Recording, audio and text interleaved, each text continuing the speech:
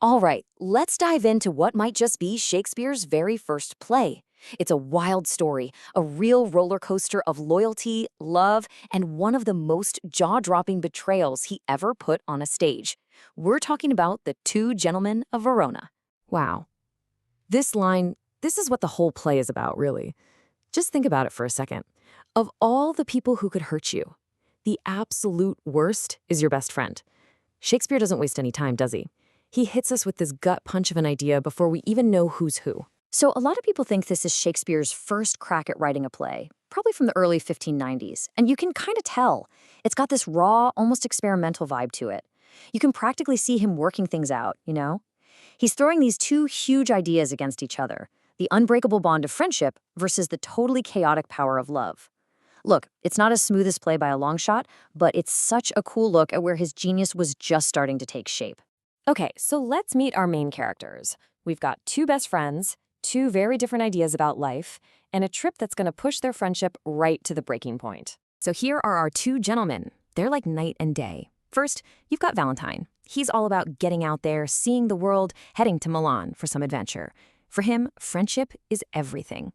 And then there's his buddy, Proteus. He's not going anywhere. He is completely head over heels for a woman named Julia and thinks leaving her side would be the end of the world. Love is his entire universe. Well, as you might guess, things don't stay simple for long. Proteus's dad basically says, "Nope, you're not staying here being lovesick," and packs him off to Milan to join Valentine. This leads to this really emotional goodbye scene with Julia. There are tears, they swap rings, they promise to be true to each other forever. You're going to want to keep those promises in mind because, well, you'll see. And then we get to Milan, and this is where the wheels just completely fall off.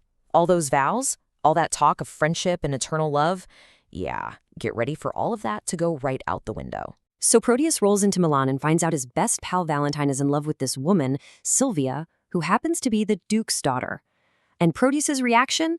The second he lays eyes on Sylvia, poof, Julia is gone from his mind. His promises, his loyalty to his best friend, all of it just vanished. He decides right then and there that he has to have Sylvia, and he immediately starts cooking up a plan to destroy Valentine. And the worst part? The plan works like a charm. Proteus snitches to the Duke, telling him all about Valentine and Sylvia's secret plan to run away together. The Duke is furious and banishes Valentine on the spot. And this quote, man, it just perfectly captures Valentine's heartbreak. For him, being sent away from Sylvia isn't just a punishment. It's like being banished from himself. A deadly banishment indeed. Okay, but while all this drama is going down in Milan, let's not forget about Julia back in Verona. She's still totally faithful and misses Proteus so much she decides to go find him. And how does she do it? She dresses up as a boy, calls herself Sebastian, and heads to Milan. But here's the really cruel twist. She has no idea what Proteus has done. And, get this, she actually gets hired by Proteus as his page. So now she's stuck, in disguise, having to help the man she loves try to win over someone else. Ouch. So now the story moves into the forest just outside the city. This is where everyone who's on the run is about to crash into each other in one big, chaotic showdown. So let's just recap how we got here. You've got Valentine, who's been banished and is now, believe it or not, the leader of a gang of outlaws. Then you've got Sylvia, who's fled Milan to escape a marriage she doesn't want. She's trying to find Valentine, but ironically, she gets captured by his own men. And just when you think it can't get messier, who shows up pretending to be the hero? Yep. Proteus. And trust me, he is not there to help. As you can imagine, Sylvia wants nothing to do with Proteus.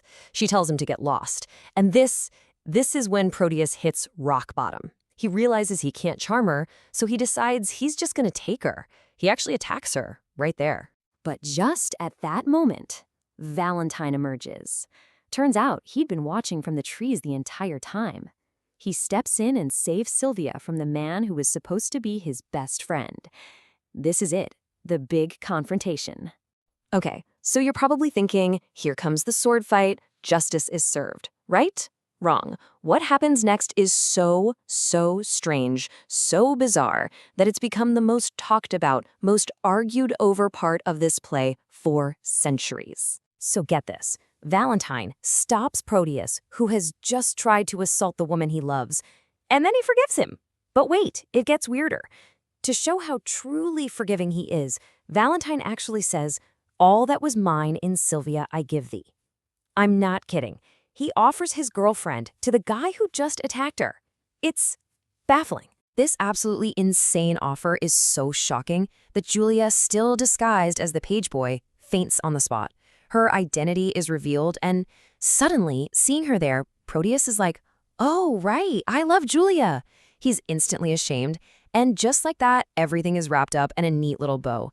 Valentine takes Sylvia back, Proteus is reunited with Julia, and hey, let's have a double wedding. All is forgiven.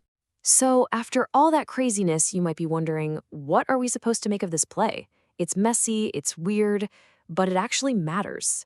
Believe it or not, despite all its problems, it's a really important piece of the puzzle for understanding Shakespeare. When you break it down, this play was a testing ground for so many ideas.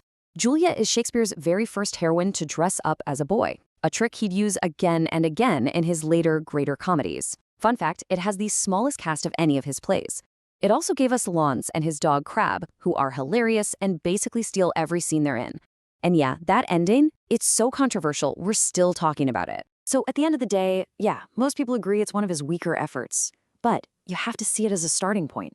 It's the first time he really dug into that massive conflict between friendship and romantic love, and that's a theme that would show up again and again in his absolute best work. Which really leaves us with one big question, right?